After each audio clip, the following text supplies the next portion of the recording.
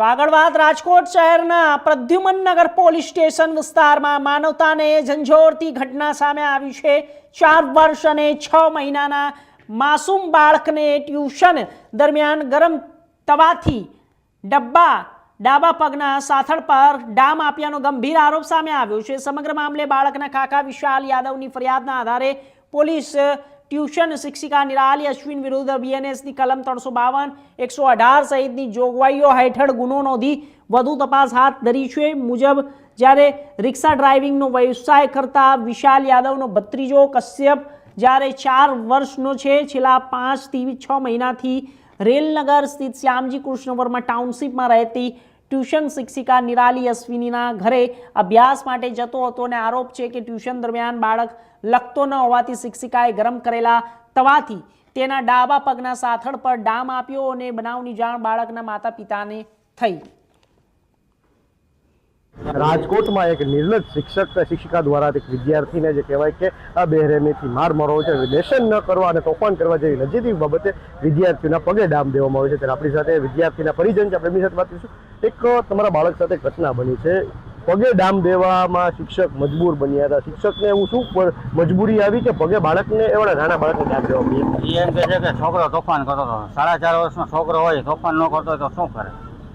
ટ્યુશનમાં ડામ દેવાની મંજૂરી એ લોકોમાં આવે જ નહીં। એક તો ગેરકાયદેસર તમે ટ્યુશન ચલાવો છો, મંજૂરી વગરનું ટ્યુશન ચલાવો છો તમે, એ તમે ડામ ન દઈ શકો એમ।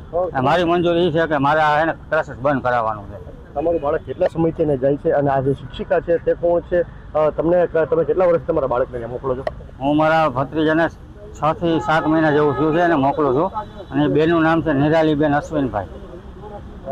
શું તમે જ્યારે આ સમગ્ર ઘટના કેદી બની હતી, તમને કઈ રીતે જાણ થઈ? હવે તમારી શું માંગ છે? કાલે રાતે હું 8 વાગે હજુ રિક્ષા ચલાવીને ઘરે આવ્યો, ત્યાં મારા ભત્રીજાએ મને એવું કીધું કે કાકા મને અહીંયા ડામ આપ્યો છે। એટલે હું એના ઘરે કહેવા ગયો તો એ મેડમે મને એવું કીધું કે તમારે જ્યાં કેસ કરવો ત્યાં કરી દો, કે છોકરા કે તોફાન કરતો હોય અમે ડામ આપેલા છે। કેટલા બાળકો જ્યાં ટ્યુશન ક્લાસીસ છે તે કેટલા બાળકો ભણે છે અને કોઈ ઓથોરાઇઝ છે, કોઈ શિક્ષિકા કઈ કે ભણાવે છે કે ડાયરેક્ટ એમની રીતે છે? અને કેટલા બાળકો લગીને શિક્ષિકા જે ભણાવે છે?